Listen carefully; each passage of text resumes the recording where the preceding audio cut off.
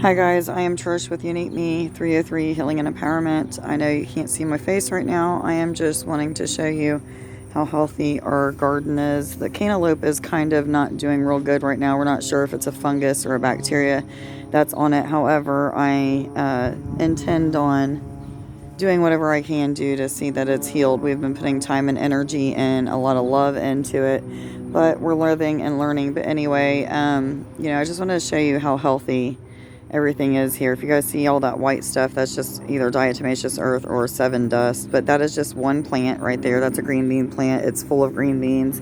Right now, we actually need to get out here and pull them. But that's just one green bean plant, guys. I want you to see how big this thing is. It's huge. And it just keeps going and going and going. But I am showing you this stuff because I have been guided to start making videos that help you to understand how I connect with nature, how I connect with spirit, things of that sort.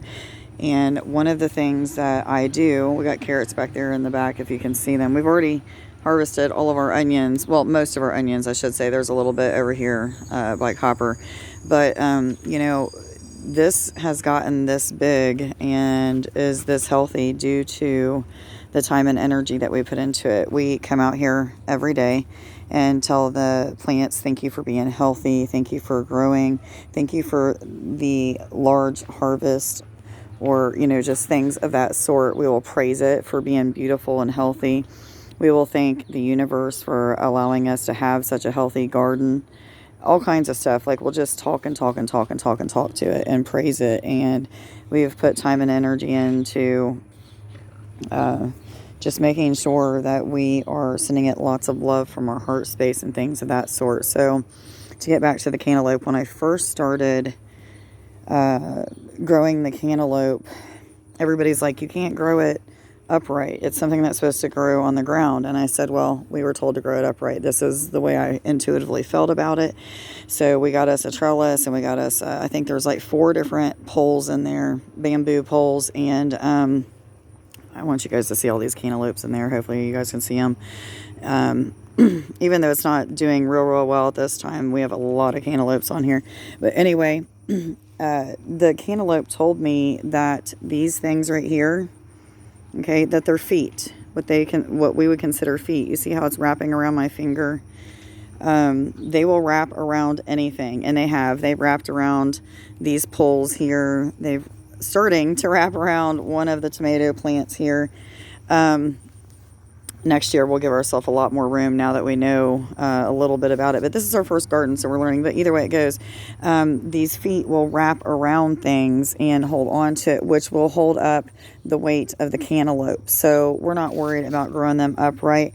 But that's just one way that we have communicated, see our big guy there, with the garden. We intuitively receive visions, or I will receive words, or I'll just feel like I'm having a full-fledged conversation with some of these plants sometimes. And I don't know how it happens. I know that it awakened in me by trusting in what I was receiving, whether it be an audible voice I was hearing, an internal voice, just what have you. But I would listen, and I'll do things even if it doesn't make sense to me. And this is what happens, when we follow. Meaning Nick and I have followed what we have been guided to do. And, some mistakes were made because we didn't listen on everything. But, we're growing and we're learning. And we couldn't be more proud of this garden. But anyway, I want you guys to get out and connect with nature.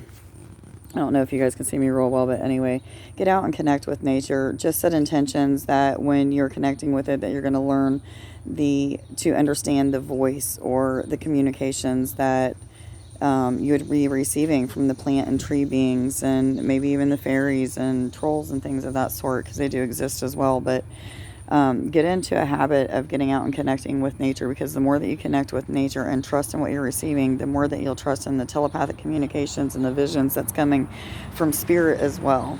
But this is just one way that I connect. Another way that I connect with the earth and this garden is, if you guys seen that bucket that was there, let me turn this around again. the bucket that's over here. We will actually sit on that. Nick brought it out, and I'm glad that he did, because I've used it a couple times. But we either sit on that and meditate, ground our energy, connect with the magnetic energy of the earth, or what have you. But you know, we'll do that, and we'll imagine seeing roots growing down into the earth and just pulling up that energy. So, you know, I'm gonna just say that you will grow so much once you start doing this, guys. It sounds weird, but until you start to see the magic of connecting with nature and the way that it really does communicate with us and things of that sort, then it's hard for you to fathom what I'm really talking about. So it's not just me coming out and jibber jabbing to the garden. It's literally got a voice. It talks back. Yeah, it's not English or like the language that we talk, but just connecting through meditation and setting intentions and things of that sort, I've gotten to a place of being able to hear their vibration and understand what they're saying to me. And it's a lot of knowing. I don't know how I know it, but I know it. But that just comes, again, from connection with, I can't get over how big this thing is, connection with nature, connecting with meditation. Meditation is major. I will probably do a meditation out here in a little bit. But anyway, guys, expect that my channel is going to change quite a bit.